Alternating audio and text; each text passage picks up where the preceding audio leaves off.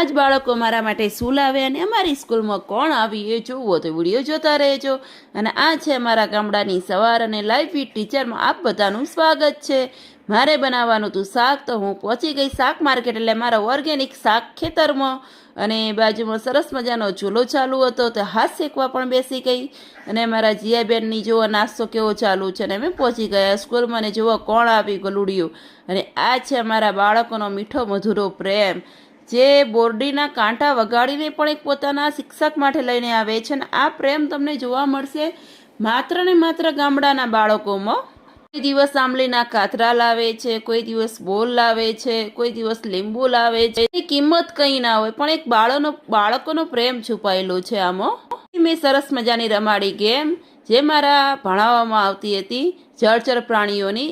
અને બાળકો આનાથી આસાનીથી જળચર પ્રાણીઓ અને જમીન ઉપર રહેતા પ્રાણીઓનું શીખી જાય છે.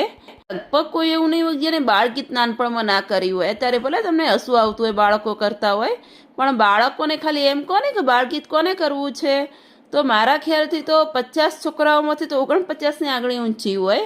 અને અમારા બાળકો જેવો કેવા નાના નાના ભૂલકાઓ બાળગીત કરે છે, એમને તો એમ લાગે છે કે જાણે અમે બહુ મોટો કોઈ ડાન્સ કરીએ છીએ. અને મારે બાળકોને અમુક કક્કાના અક્ષરો શીખવાડવા હતા, તો મેં એક નવી રીત અપનાવી અને બાળકના પીઠ પર મેં લખવાનું ચાલુ કર્યું. અને એમાં બાળકોને પણ બહુ મજા આવી ગઈ. અને બધા બાળકો કે બેન મારા પીઠ ઉપર લખો, અને મારા પીઠ ઉપર. અને જેના પીઠ ઉપર જે અક્ષર લખાય છે, મારા ખ્યાલથી લાગતું નથી કે બાળક એ કક્કાનો અક્ષર ભૂલે. અને આ છે નાના નાના ભૂલકાઓ, એમને રમત સાથે જ શીખવાડવું પડે. જો બાળકને પહેલાંની જેમ કોખણ્યું જ્ઞાન આપો, તો મને નથી લાગતું બાળકો શીખે.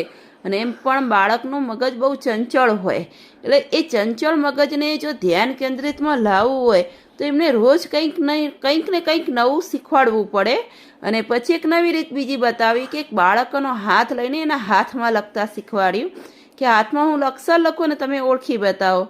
અને એ આ શિક્ષક અને બાળકો વચ્ચેનું જો એક પ્રેમ રાખવો હોય, એક પોતાનાપણું રાખવું હોય, એક બાળકમાં કોન્ફિડન્સ લાવવો, તો આવી બધી રમતો બહુ જરૂરી છે, જેથી બંને વચ્ચેની સંવેદનશીલતા હોય જળવાઈ રહે.